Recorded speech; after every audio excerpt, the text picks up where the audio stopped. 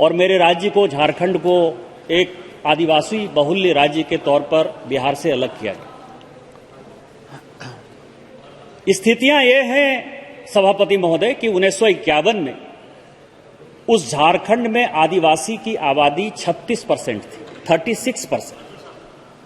और आज जब मैं सांसद होने के बाद 15 साल बाद ये बोल रहा हूं, आज मेरे राज्य में आदिवासी की आबादी केवल और केवल 24% है।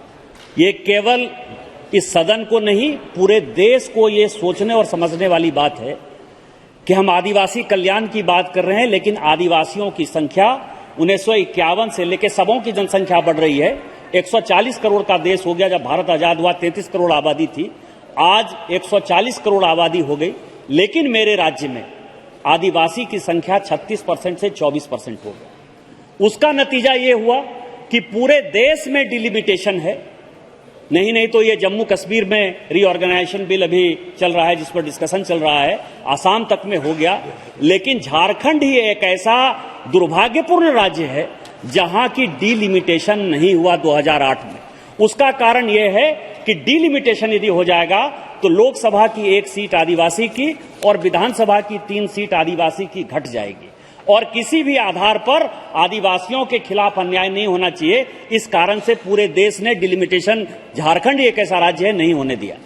आज स्थितियां यह है कि बांग्लादेश के घुसपैठिए आते हैं, आदिवासियों के साथ शादी करते हैं, और जो मुसलमान का पॉपुलेशन है, खासकर मेरे जो कुछ जिले हैं, गोड्डा है, साहबगंज है, पाकुड़ है, जहां से मैं सांसद हूं, देवघर है, जामताड़ा है, उन सबों का पॉपुलेशन लगातार बढ़ रहा है। और आदिवासी महिलाओं के जमीन के चक्कर में बांग्लादेशी घुसपैठिए, ये हिंदू और मुसलमान का सवाल नहीं है, मैं आपको बता दूं।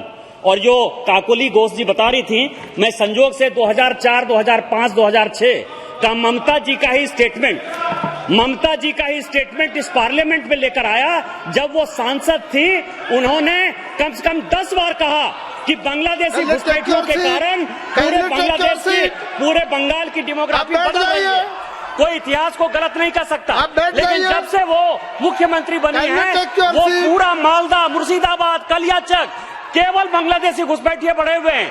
यही हाल बिहार का है, जहां की कटिहार, किशनगंज, अररिया, पूर्णिया, भागलपुर, ये सभी जो है आदिवासी और जो जनरल पब्लिक है, बांग्लादेशी घुसपैठियों के कारण पूरी डेमोग्राफी बदल गई है।